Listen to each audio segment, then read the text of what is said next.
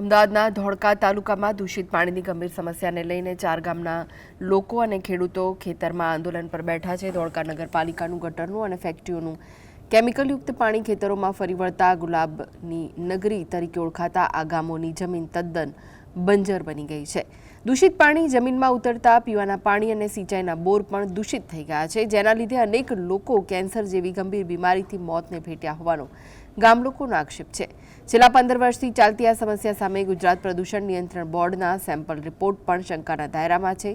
જ્યાં સુધી કાયમી નિરાકરણ ન આવે ત્યાં સુધી આંદોલન ચાલુ રાખવાની ગામ લોકોએ ચીમકી આપી છે। હાઈકોર્ટે નગરપાલિકા રસ્તામાં આવતી જે કંપનીઓ છે તે બધાને કહ્યું હતું, પણ કોઈએ કાંઈ કર્યું નથી। કંપનીનું પાણી આવે છે વત્તા નગરપાલિકાનું પાણી આવે છે।